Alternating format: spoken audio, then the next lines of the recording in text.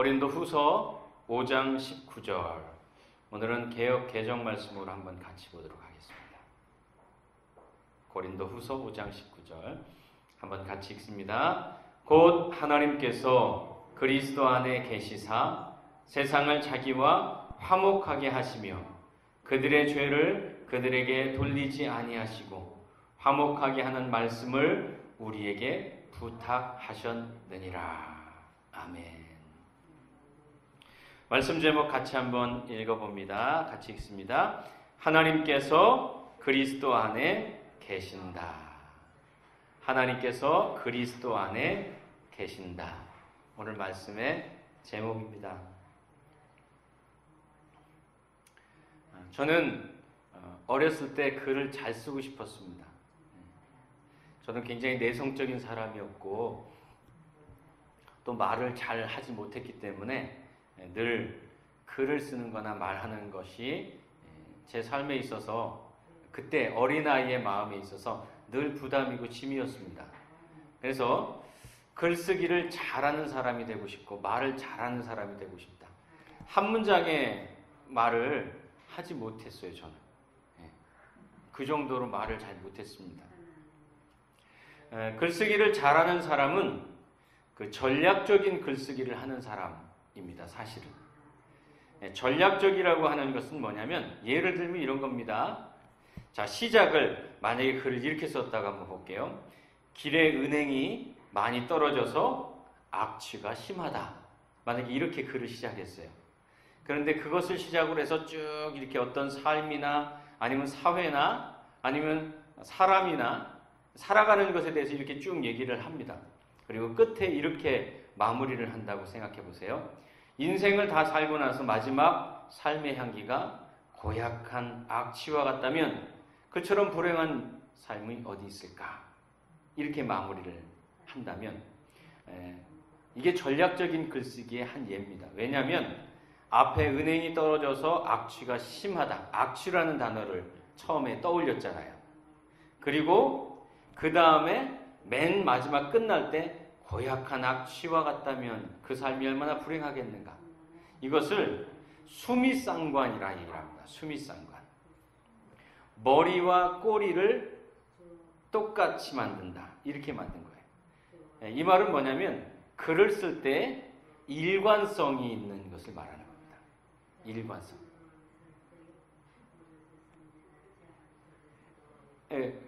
거기 집사님 집사님 김문대 집사님 제가 설교할게요. 잘 안 들리시나 보네. 큰일 났네. 자, 그래서 이 악취라고 하는 제가 설교할게요. 들어주세요. 계속 읽으시면 제가 헷갈려, 설교가. 아셨죠? 자, 그래서 이 악취라고 하는 단어를 키워드로 쓴 거예요, 글을 쓸 때. 오늘 고린도후서 5장 말씀에도 이 키워드가 있습니다. 수미상관이 있다, 이 말이죠. 바로 5장 전반부에 보면 장막집이 있다, 이렇게 있습니다. 장례식 때 많이 설교를 들었지 않습니까? 이 장막집이 무너지면 하늘로부터 온 영원한 장막집이 그 위에 덧입혀진다. 그러니까 씌워진다. 그렇게 쓰여져 있습니다. 그리고 마지막 21절에 보게 되면 이거는 새 번역을 보면 조금 더 이해가 빠릅니다. 하나님께서 죄를 모르는 분에게 우리 대신 죄를 씌우셨다. 이렇게 되어 있습니다. 같은 말입니다. 처음에는 장막집, 무너질 우리 장막집을 영원한 장막집으로 씌우셨다. 그리고 마지막에는 우리의 죄를 예수께 씌웠다. 이렇게 표현합니다. 그러니까 씌우다, 덧입다.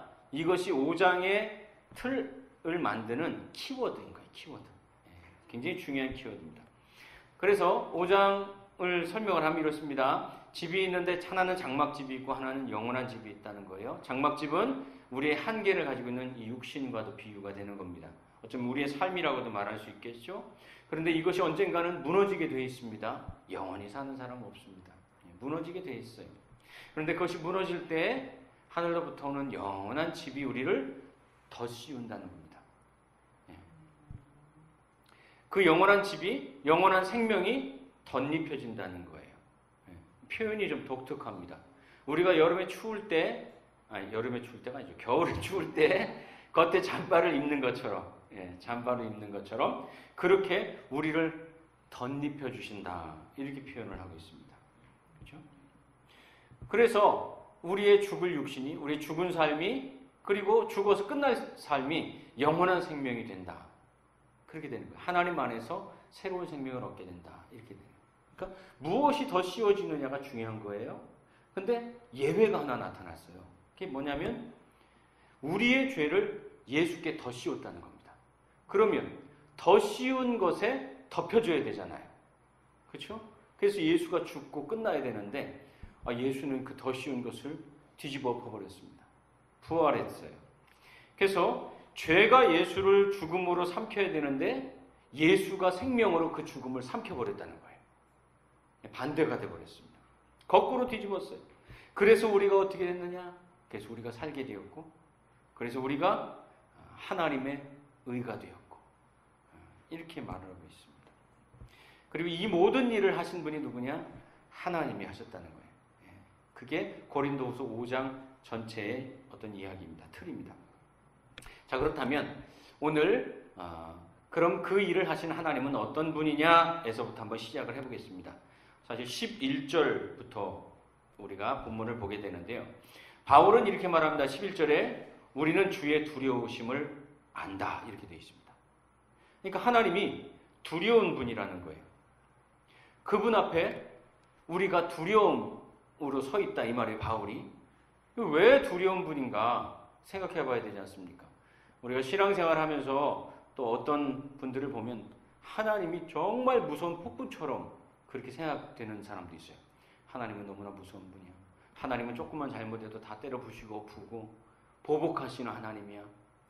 그렇게 두려워하는 사람도 있어요. 그래서 뭐 잘못하면은 막 무서워서 어쩔 줄을 몰라 하고 신앙생활이 늘 무거운 짐이고 의무이고 그러한 분들도 있습니다. 어떤 목사님이 설교를 하시면서 그런 얘기를 하더라고요. 굉장히 충성스러운 어떤 집사가 하나 있었는데 여집사인데 그분은 항상 교회의 모든 일들을 도맡아서 했답니다.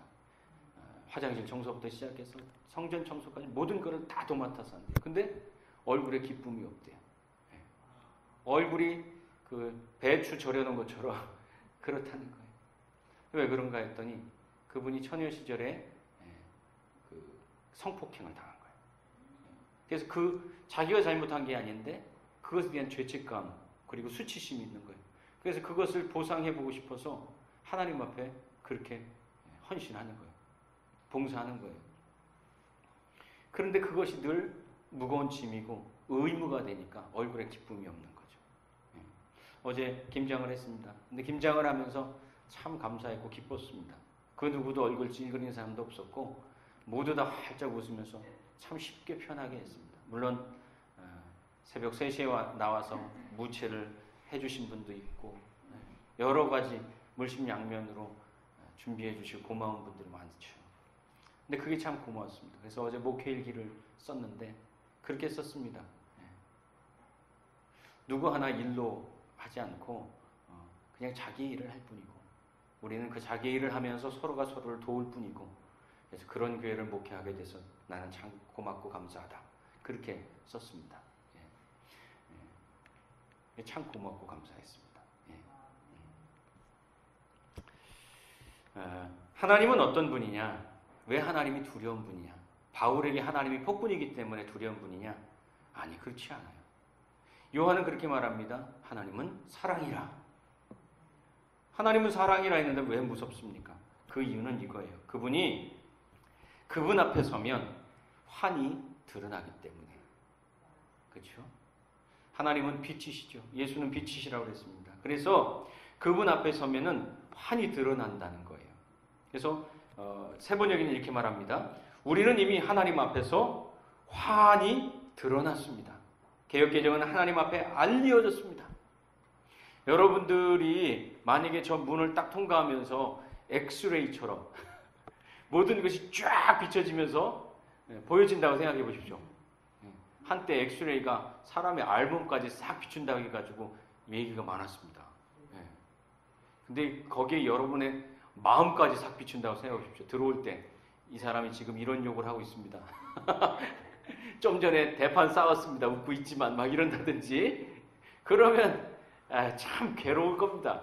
저도 여기에 딱 섰는데 좀 전에 싸웠습니다.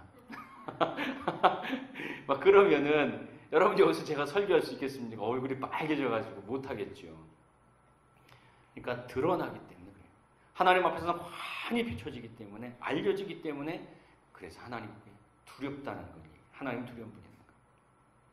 그런데 이상한 얘기를 합니다. 11절에 너희의 양심에도 알려지기를 바란다. 그러니까 너희의 양심 앞에도 우리가 환히 드러나기를 바란다. 3번에 그렇게 되어 있습니다. 와, 이게 도대체 무슨 말일까요? 그러니까 여러분의 양심 앞에 내가 환히 이렇게 딱 드러나길 바란다는 거예요. 환히 드러날 땐 여기 구렁이 한 마리 들어있고 그거 보여주려고 하는 건가? 그게 아닙니다. 그게 아니라 너희들의 양심 앞에, 당신들의 양심 앞에 내가 환히 드러나면 거기에 자랑거리가 보여진다는 거예요. 자랑거리가. 네. 부끄러움도 있지만 근데 그 안에 정말 질그릇에 담긴 보화가 보여진다는 거예요. 바울의 얘기는 그거예요. 그래서 하나님 앞에 환히 드러난 것처럼 여러분의 양심 앞에도 환히 드러났으면 좋겠다 이렇게 얘기를 하는 거예요. 왜? 내 안에 자랑거리가 있다는 거예요. 여러분 뭐 집에서 이제 신방이나 뭐 할 때 보면은 막 싹 청소하고 뭐 때로는 부끄러운 거 있지만 집에 막 좋은 거 있으면 보여주려고 하잖아요. 그렇죠?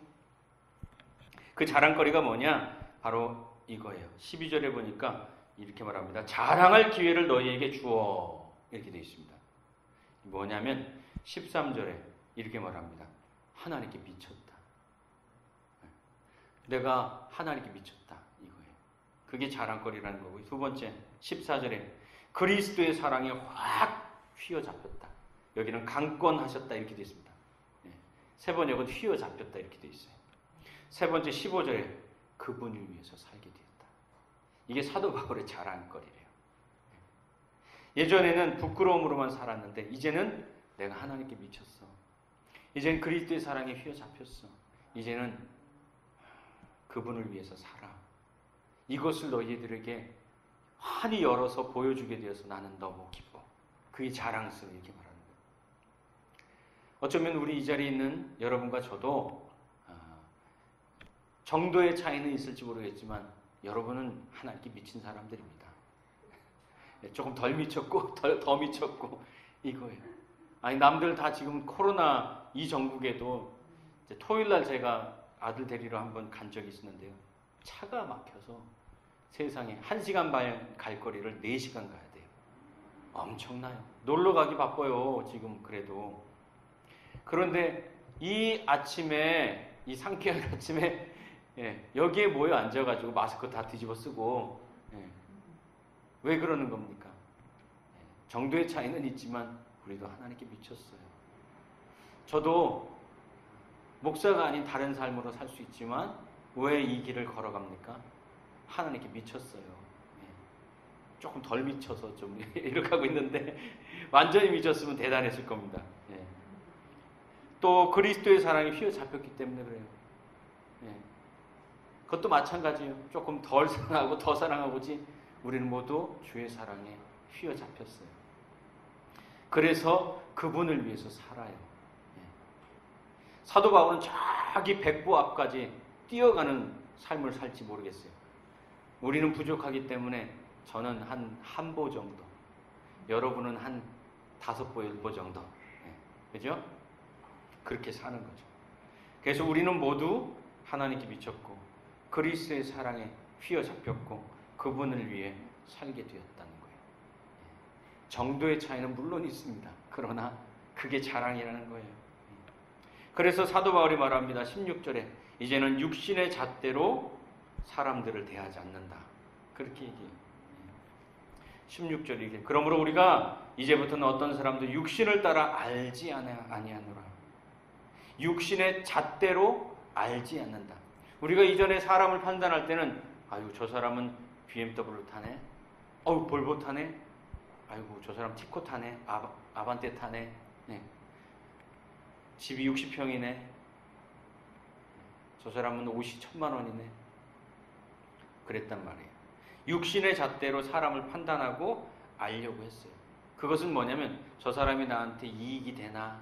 저 사람이 나에게 만족을 줄 수 있나? 저 사람이 내 성공에 도움이 되나?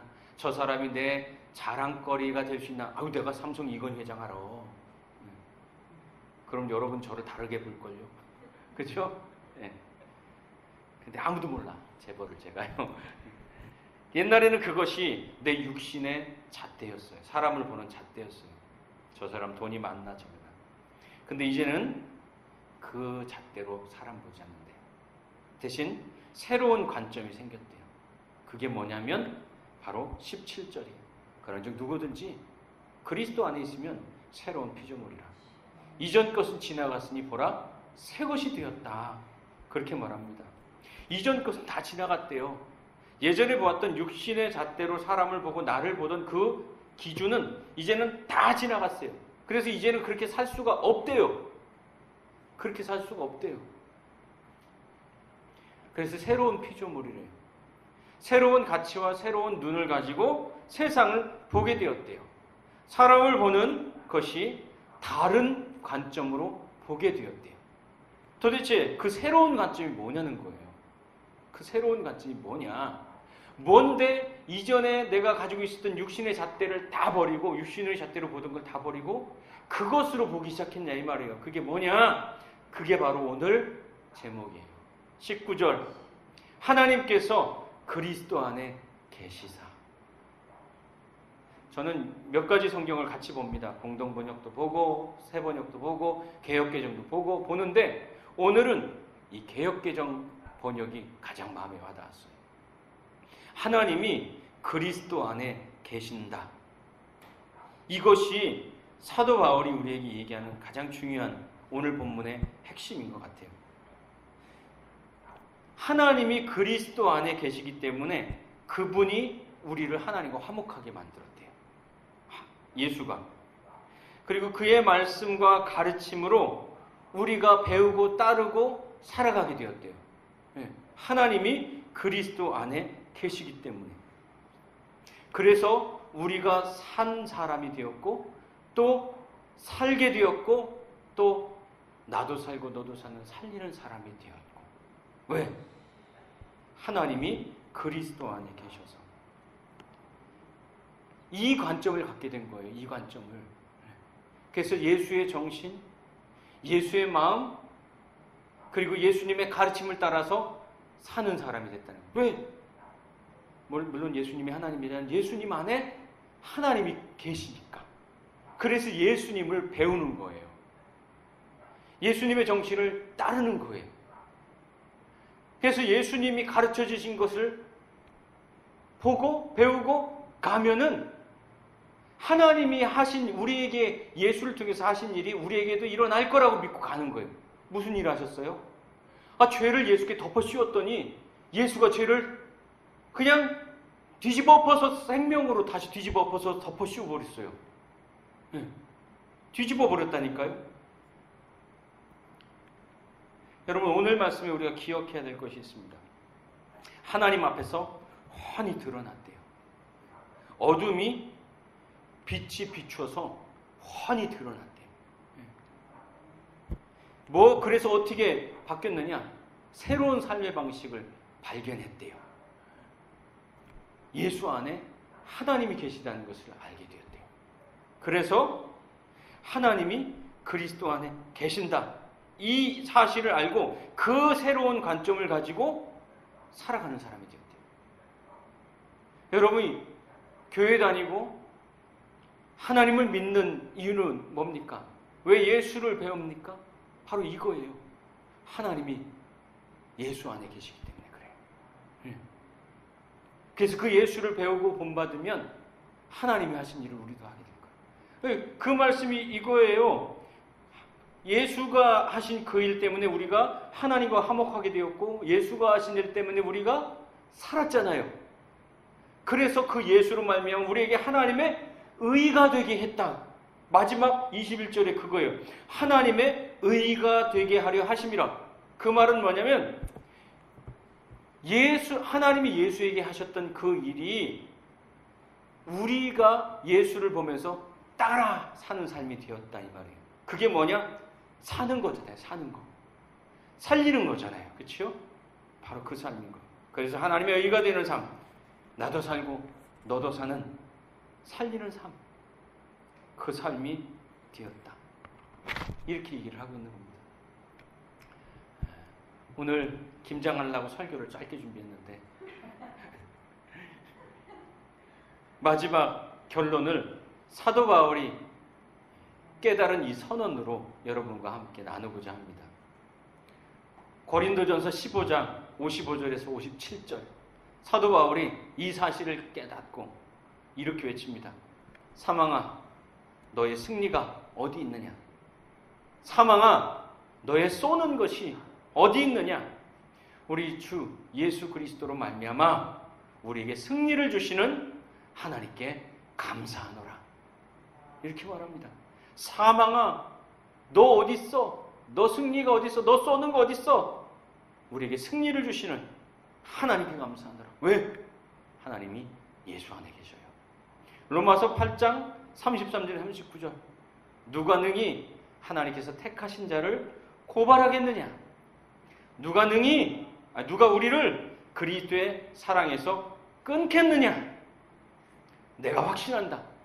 사망이나 생명이나 천사나 권세자나 현재일이나 장래일이나 능력이나 높음이나 기쁨이나 다른 어떤 권세자로 어떤 피조물도 우리를 우리 주 예수 그리스도 안에 있는 하나님의 사랑에서 끊을 수 없다. 못 끊는다. 안 된다. 왜? 우리가 바라보는 그 하나님이 그리스도 안에 계시니까요. 예수 안에 계시니까요. 우리는 그 그리스도로 덧입은 자가 되었으니까요. 그렇죠? 우리 장막집에 영원한 장막집이 내려왔다고 그랬잖아요. 덮었다고 그랬잖아요. 그래서 그 예수가 뒤집어 버렸어요. 사망을 뒤집어 버렸어요. 생명을. 네가 내 안에, 내가 네 안에 있다. 그렇게 말씀하시니까요. 하나님이 예수 안에 있는 것처럼 예수가 우리 안에 계신다고 하시니까요. 그래서 우리의 삶은 예수를 바라보면서 사는 삶으로 나아가는 겁니다. 어떻게? 나도 살고 너도 사는 살리는 삶으로. 그것이 예수의 정신인 겁니다. 이 험악한 시절을 사는 저와 여러분, 나도 살고 너도 사는 살리는 삶 되기를 바랍니다. 왜? 하나님 그리스도 안에 있으니까. 왜? 그리스도가 우리 안에 계시니까. 기도하겠습니다. 고린도 후서 6장 16절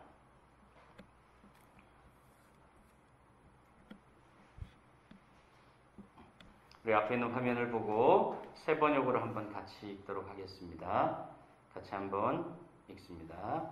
하나님의 성전과 우상이 어떻게 일치하겠습니까? 우리는 살아계신 하나님의 성전입니다. 그것은 하나님께서 말씀하신 바와 같습니다. 내가 그들 가운데서 살며 그들 가운데로 다닐 것이다.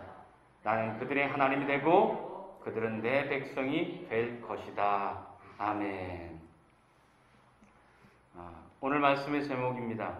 하나님의 성전으로 살자. 제가 평소에는 마스크를 설교할 때 뺐는데 여러분만 답답하고 또 제가 또 마스크 안 하면 또 저만 또 특권 있는 것 같고 그래서 마스크를 썼습니다. 또 마스크를 쓰면 이뻐 보인답니다. 이 아래가 이렇게 가려지면 다 이뻐 보인대요. 그래서 이뻐 보이려고 좀 해봤습니다. 잘 들리시죠? 그래도?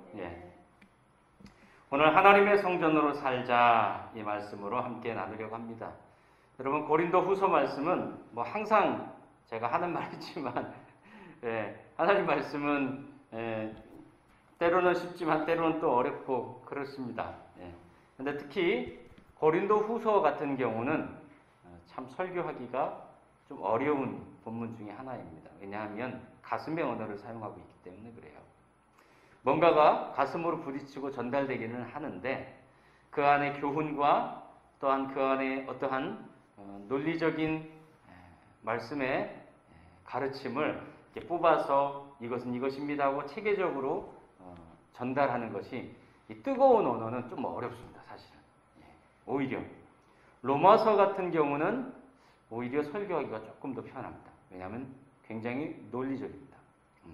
근데 고린도 후서는 앞에 뭐 얘기하다 갑자기 다른 거 막 나오기도 하고 막 그렇습니다. 두서가 없기도 하고. 그래서 오늘 고린도후서 6장은 그 본문의 순서대로 말씀을 보는 것이 아니라 어떤 논리적인 이야기의 흐름 안에서 순서를 조금 바꾸려고 합니다. 그리고 뜨거움과 또 때로는 괴로움 아니면은 그 슬픔 이러한 감정을 덜어내고 오늘 본문을 보려고 합니다. 우리가 대화를 할 때에도 어떤 사람이 막 굉장히 격앙되어서 아니면은 어떤 공격적인 가시를 달고 막 쏟아내면 같이 막 화내고 뭐 때문에 싸웠는지 모르고 나중에 서로 원수가 되는 경우가 있습니다.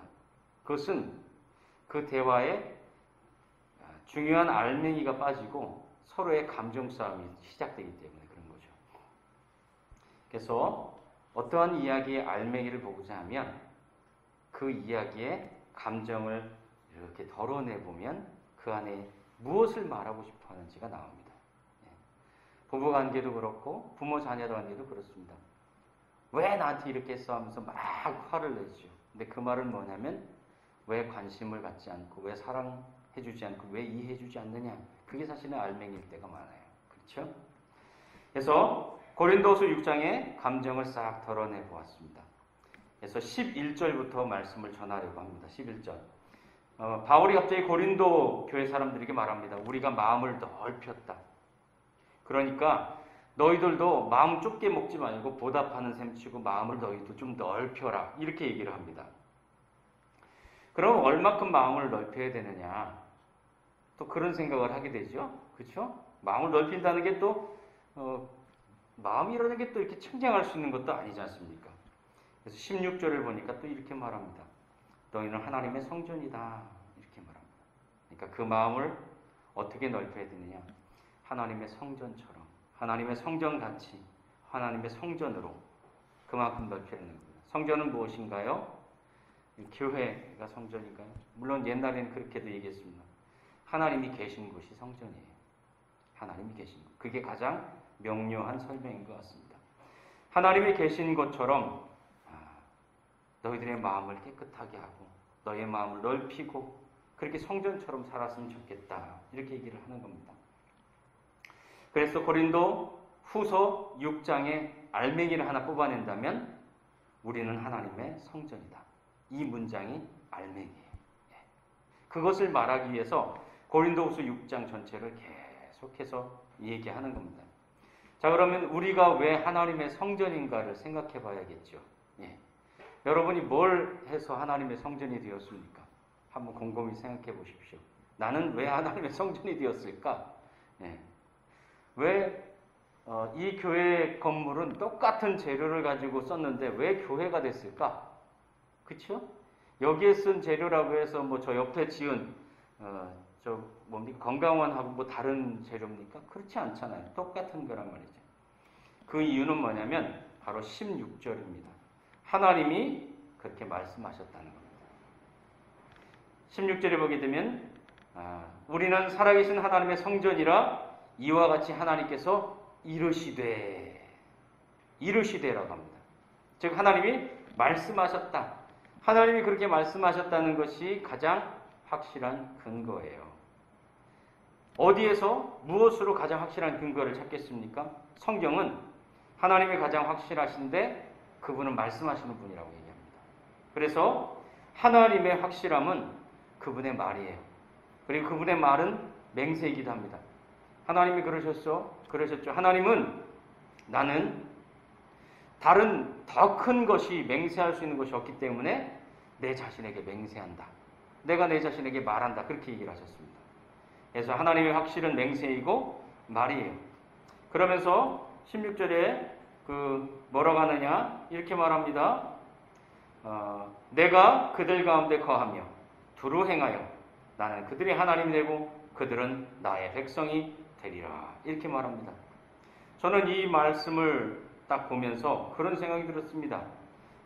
내가 그들 가운데 살고 그들 가운데 거닐고. 그러니까 어떤 그림이 좀 생각나는 거예요. 바로 창세기의 에덴 동산이 생각나는 겁니다. 그들 가운데 거하셨고 그들 가운데 거니셨고, 바로 에덴 동산의 회복을 의미하는 겁니다. 하나님이 우리를 성전 삼으셨다. 하나님 우리를 성전되게 하셨다는 말은 우리를 회복시키셨다는 거예요. 무엇을 회복시키셨느냐? 에덴 동산처럼 뭐 영생불사로 다시 뭐 회복했느냐? 그건 아니고 하나님과의 관계가 회복되었다는 겁니다. 하나님과의 관계가 회복되었고, 그래서 어떤 관계가 됐느냐? 함께 거니는 관계, 즉 친구가 됐어요. 그래서 제가 초창기에 많이 그런 얘기했죠. 우리 좋은 친구가 되어주자, 그런 얘기 많이 했습니다. 그런데 거기서 한 걸음 더 나갑니다. 그러면서 아버지와 자녀가 되었다. 18절에 그렇게 말합니다. 그죠? 너에게 아버지가 되고 너희는 내게 자녀가 되리라, 이렇게 말합니다. 아버지와 자녀의 관계까지 갑니다. 제가 이 에덴 동산을 생각하면서 아하, 관계가 회복됐다는 것이 하나님 성전됐다는 얘기구나. 그러니까 여러분은 하나님의 성전이 되었는데 하나님이 말씀하셔서 그렇게 됐고, 또 하나님께서 여러분과 관계가 회복되었기 때문에 성전되었다 그래요. 근데 계속해서 여기서 반복되는 말이 하나 있는데, 내가 이렇게 말합니다. 내가 너에게 내 자녀 되고. 즉 그 말은 뭐냐면 하나님이 하셨다는 겁니다. 말씀하신 분도 하나님이고, 성전 삼으신 것도 하나님이고, 관계를 회복시킨 것도 하나님이고, 내가 했다고 계속해서 얘기하시는 거예요. 에덴 동산과 함께 생각나는 또 하나가 있었습니다. 성전의 이야기 가운데. 바로 신약으로 넘어오면 요한복음에 예수님이 성전 뒤집어 엎었던 사건 있죠. 성전 앞에서 뭐 비둘기 팔고 동전 바꿔주고 막 그랬던 사건이지 않습니까? 그때 예수님이 강도의 구례를 만들었다 하고선 다 들러퍼버립니다. 내쫓아버립니다. 성전을 깨끗하게 정화했죠. 이것도 역시 회복입니다. 그런데 그 회복은 무엇이냐? 예수님의 사역의 시작이에요. 물론 요단강에서 뭐 침례 혹은 세례, 그것을 얘기하기도 하지만 요한복음에서는 이 성전 정화 사건이 바로 시작이에요. 신호탄이에요. 그러니까 에덴 동산은 회복이고 성전 정화 사건은 시작이에요. 그 두 가지가 무엇을 다 의미하느냐? 하나님과의 구원사역, 하나님의 회복, 하나님과의 관계, 이것을 다 의미하는 거죠. 그래서 회복이 일어났다는 겁니다. 하나님과 화평하게 되었고, 하나님과 관계 회복됐고, 어떻게 그렇게 됐느냐? 예수님을 통해서 그렇게 됐다는 거예요. 첫 아담이 하나님과의 관계를 깨뜨렸다면, 그렇죠? 에덴 동산을 거닐었던 그 첫 아담이 깨뜨렸다면, 둘째 아담이신 예수님이 요한복음에서 성전을 정화하시면서 다시 회복시키신 거예요. 그렇죠? 예. 그래서 하나님과 관계를 회복시키셨어요. 그래서 우리는 이렇게 살고 있다라고 얘기하는 것이 1절에서 10절이에요. 1절에 보면은 우리는 하나님과 함께 일하는 사람이 되었다. 누가 하나님과 일할 수 있는 사람이 됩니까? 하나님의 성전이 된 사람, 하나님과 관계 회복된 사람. 사도 바울 자신이 그렇게 되었다는 거예요. 그래서 하나님과 함께 일하는 사람이 되었는데 하나님의 은혜를 헛되이 받을 수 없기 때문에 그렇다라고 얘기를 합니다. 왜냐? 지금 하나님이 우리를 성전 삼으셨기 때문에 지금이 은혜의 때이고 지금이 구원의 날이라는 거예요. 우리를 들어주시고 우리를 도와주신다는 거예요. 그게 1절과 2절의 내용이에요. 그래서 우리는 어떻게 살고 있는가, 어떻게 살아가고 있는가를 사도 바울이 고백적으로 말합니다. 3절에 그렇게 말합니다. 우리는 흠잡히지 않고 거리낌 주는 그런 삶을 살지 않는다. 흠잡히지 않고 거리끼는 삶을 살지 않는다. 항상 사람들이 모여있을 때 항상 거슬리는 사람이 있어요. 자기 것만 챙기려고 하는 사람, 또 다른 사람 짓누르면서 자기 유익만을 찾으려고 하는 사람, 뭔가 걸리는 사람이 있어요. 그럼 사람들이 일반적인 삶의 원리에서도 그리 좋아하지 않습니다. 사도 바울은 말합니다. 하나님의 일꾼으로 살아가는, 하나님과 함께 일하는 우리는 그러한 일반적인 삶에서도 흠잡히는 삶 살지 않는다. 4절에 보니까 하나님의 일꾼답게 처신하면서 살려고 노력한다.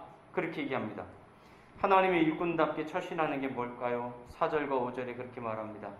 많이 참고 환란에서부터 쭉 읽어 내려가면 굶주림을 겪고, 그러니까 어려움이 찾아왔을 때, 그렇죠? 어려움에 몰려서 선택하지 않는다는 거예요. 그 문장들을 이렇게 잘 살펴보니까 그렇게 그냥 정의가 될 것 같더라고요. 어려움에 몰려서 선택하지 않는다. 우리는 살아가면서 선택의 순간에 올 때 그것을 왜 선택해야 되는지 분명한 이유들을 찾기보다는 어려움에 몰려서 선택할 때가 많아요. 그러면 나중에 후회하게 되고 잘못된 길이 어느 사이에 들어서 있게 되고 후회하게 되는 거죠. 그래서 다시 그 자리로 돌아가야 되는 겁니다. 근데 사도 바울은 말합니다. 하나님의 일꾼답게 처신하기 위해서 나는 이 일을 하면서 어려움을 많이 당한다는 거예요. 죽을 뻔도 하고 그랬는데, 그런데 그 어려움 때문에 그것에 몰려서 포기하거나 아니면 다른 것을 선택하거나 그러한 삶으로 나가지 않는다는 거예요. 그래서 어려움에 몰려 선택하지 않고, 세 번째, 순결과 지식과 인내와 친절과 성령 감화와 거짓 없는 사랑과 갑자기 또 좋은 얘기들 계속 나와요. 하나님의 능력으로 이러한 일을 한다, 이렇게 말합니다. 어려움에 몰려서 선택하지도 않지만 또 옳은 방식과 하나님의 능력으로 살아간다, 이렇게 얘기를 합니다. 옳은 방식으로 살려고 한다, 이렇게 얘기를 하는 거예요. 우리는 옳은 방식으로 살아가다가 혹은 어려움에 몰려 있을 때 그것보다는 내게 유익이 되는 것을 선택할 경우가 많아요. 대다수가 그렇습니다. 저만 해도 그렇습니다. 이게 나한테 유익이 되나 안 되나 본능적으로 그게 먼저 딱 캐치가 됩니다. 그런데 그것보다 더 옳은 방법을 선택하며 살려고 노력한다, 이렇게 얘기죠. 그 다음에 양손에 의의 무기를 들고 7절이죠. 하나님의 영광과 그리고 수치와 비난과 이렇게 쭉 나옵니다. 7절에 진리의 말씀과 하나님의 능력을 일합니다. 우리는 오른손과 왼손에 의의 무기를 들고 이렇게 막 얘기를 하죠. 즉 한 길로 간다는 겁니다. 영광과 수치, 비난과 칭찬, 일비일이하지 않는다는 거죠. 그런 것에 의해서 어느 때는 좋을 수도 있고 어느 때는 안 좋을 수도 있고 어느 때는 손해일 수도 있고 어느 때는 유익일 수도 있지만 그것에 일희일비하는 것이 아니고 좌로나 우로나 치우치는 것이 아니고 한 길로 가려고 노력한다는 거예요. 그 한 길이 무엇이냐? 우리에게는 예수겠죠. 예수의 정신이겠죠. 사도 바울은 그렇게 얘기를 합니다. 그래서 예수의 정신을 향한다. 그래서 하나님의 성전으로 살자. 그렇게 얘기를 하고 있는 겁니다. 그러면 하나님의 성전으로 살자 얘기하는데 하나님의 성전으로 사는 것은 도대체 무엇이냐? 얘기했죠. 하나님의 성전이 되는 것은 하나님과 회복된 것이다 라고 얘기를 했습니다. 하나님과 회복된, 즉 하나님과 회복된 관계로 살아가라는 겁니다. 친구로, 가족으로 그렇게 살아가는 거죠. 그것이 뭡니까? 하나님과 소통하는 관계, 소통하는 삶. 그래서 우리는 기도하며 살죠. 그렇죠? 하나님의 말씀을 따르며 살죠. 16절에도 계속 그렇게 말합니다. 하나님이 말씀하신다. 하나님 말씀하신다. 그리고 이전에는 죄를 따르는 삶이었는데 이제는 예수를 따르는 삶이 되었어요. 그렇죠? 그게 하나님의 성전으로 사는 삶이겠죠. 두 번째, 그러니 하나님의 성전으로 살자. 또 두 번째도 그렇게 얘기했습니다. 여러분, 하나님의 성전이라는 표현은 사실은 구약적인 표현입니다. 설명해야 될 이야기들이 좀 여러 개 있어서 좀 복잡할 수 있지만 간단하게 설명을 하면 그 성전이라는 표현이 구약적으로 쓸 때는 어떤 장소를 거룩으로 구분합니다. 그렇죠? 구약 성경을 쭉 보면은 어떠한 장소, 네 발에 신을 벗어라 그러잖아요. 장소가 거룩의 구분이었어요. 그래서 구약적인 생각은 이 교회 건물이 성전이에요. 근데 우리는 신약이잖아요. 그렇죠? 예수님이 그 성전의 휘장을 찢었잖아요. 그렇죠? 이제 그 건물이 이제 성전 아니라는 거예요. 찢어버렸어요. 대신 누가 성전이 되었느냐? 믿는 자들이 성전이 되었습니다. 그래서 신약은 건물이나 장소가 아니라 믿는 자들이 성전이라 이렇게 얘기를 합니다. 제가 하나님의 성전이라는 것을 생각하면서 대비되는 가장 큰 그림 두 가지가 떠올랐었는데, 하나는 산당이었고 하나는 성전이었습니다. 여러분, 구약에서 산당과 성전은 항상 서로 대비되고 충돌하는 장소입니다. 산당이 생긴 배경이 이래요. 그 솔로몬의 아들이 르호보암이죠. 그때 남북이 분단됩니다. 이스라엘이. 그러면서 그 남북이 분단되면서 위쪽은 여로보암, 아래쪽은 르호보암이 통치하게 됩니다. 근데 참 이게 명절 때가 되면은 참 문제가 뭐냐면 북쪽에 있는 사람들이 자꾸 예루살렘으로 내려오는 거예요. 그 성지순 내오는 거죠. 여러분, 통치자가 신경 쓰이지 않겠습니까? 자기 백성이 자꾸 남유다로 넘어갔다 오니까. 꼭 동독과 서독이 갈라져 있었는데 동독 사람들이 자꾸 쇼핑하러 서독으로 가는 거예요.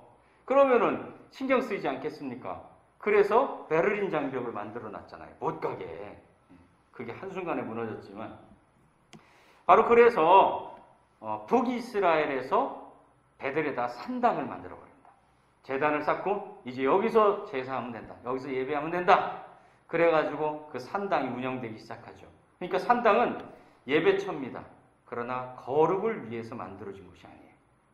산당은 왕이 자기 유익과 통치를 위해서 만들어 놓은 것이에요. 자기의 정권을 유지하기 위해서 만들어 놓은 것이죠. 그러나 성전은 하나님을 예배하고 하나님 앞에 서고 하나님을 따르기 위해서 세워진 곳이에요. 우리는 신앙생활하면서 예수 믿는다는 것이 무엇인가? 예배 잘 드리면 예수 믿는 것인 것처럼 배우고 생각할 때가 있었습니다. 모든 설교의 끝이 그래서 예배 잘 드리는 성도가 됩시다 였을 때가 많았습니다.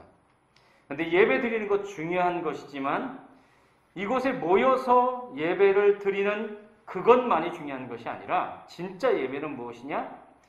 하나님이 내 삶에 영광이 되는 삶이 진짜 예배라는 거예요. 내 삶의 목표가 하나님이 영광이 되는 거예요. 내가 이것을 선택했을 때 그래서 하나님이 영광이 되고, 내가 저것을 포기했을 때 그래서 하나님이 영광이 되고. 그런데 산당은 그렇지 않아요. 장소도 있고 예배도 있고 성전과 똑같지만 하나님을 위해서가 아니라 자기 유익을 위해서 세워진 곳이에요. 자기 유익을 위해서 제사하는 곳이에요. 그래서 자기 유익이 결국에 연결되는 것이 우상숭배인 거예요. 우상숭배는 저기 산에 있는 절에 있는 그것만이 아니에요. 자기 유익을 위해서 살아가는 것, 자기 유익을 위해서 예배나 신앙이나 다른 모든 것이 이용되는 것, 결국엔 그 속의 끝에 내 유익이 웅크리고 있는 삶, 그것이 우상숭배인 거예요. 하나님의 성전된 삶은 산당이 아니라는 거예요. 하나님이 영광이라는 거예요. 하나님의 영광. 저는 이 산당에서 한국교회의 얼굴을 보게 되는 거죠. 문득문득 보이는 거죠. 우리는 한때 그러한 얘기를 많이 했습니다. 긍정의 삶, 잘되는 나, 수많은 성공의 간증들, 그리고 그렇게 되는 것이, 그들을 부러워하는 것이 우리의 소망인 것처럼, 신앙적인 간절함인 것처럼 거룩으로 그것을 포장해서 성도들에게 가르쳤습니다. 그러나 결국 그것은 기복이 되어버리고 우상이 되어버리는 거죠. 하나님의 영광이 아니라 신앙의 목표의 가장 끝에는 내가 잘되는 것에 귀결이 되는 거예요. 물론 신앙생활하고 잘되는 것은 좋은 겁니다. 그러나 그 잘됨의 끝이 하나님의 영광이어야 된다는 거죠. 목적이에요. 그러니 산당으로 살지 말고 성전으로 살아라. 그 말이에요. 성전으로 살아라. 세 번째, 하나님의 성전으로 살라. 살자에서 살라. 17절 제가 한번 읽어보겠습니다. 10절. 그러므로 너희는 그들 중에서 나와서 따로 있고 부정한 것을 만지지 말라. 내가 너희를 영접하여. 세 번역은 내가 너희를 영접할 것이다. 이렇게 되어 있습니다. 하나님의 성전으로 살라. 여러분, 하나님의 성전으로 사는 것이 도대체 뭘까요? 여기 보니까 그렇게 말합니다. 그들 중에 나와서 따로 있고 부정한 건 만지지 말고 이렇게 말합니다.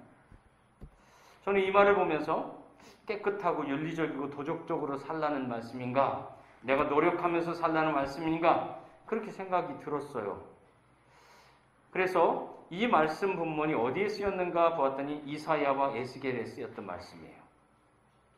그 말씀을 살펴보니까 이게 이거예요. 아시리아로부터 핍박을 받고 공격을 받았을 때 이스라엘이 굉장히 큰 위경과 그들에게 끌려가는 그런 상황이 오죠.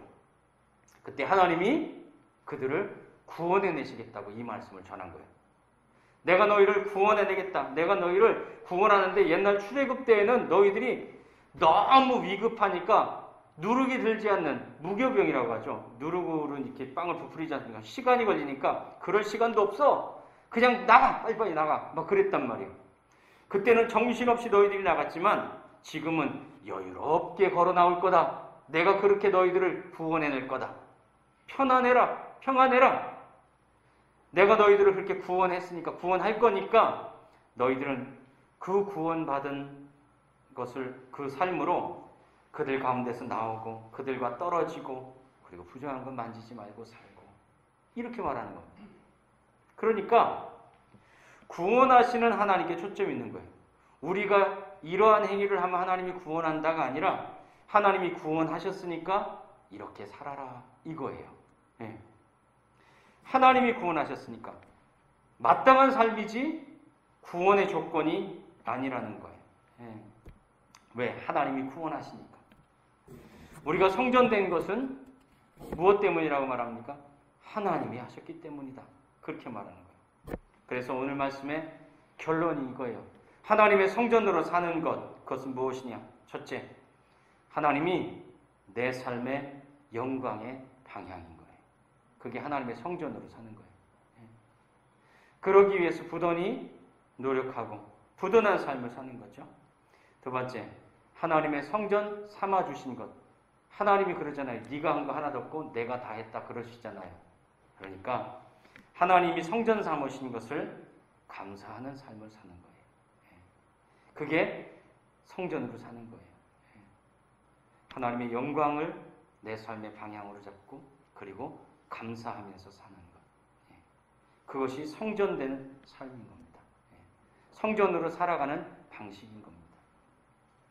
짧은 시간 다 설명할 수는 없지만 오늘 6장에 기대어서 함께 말씀을 나누어 보았습니다.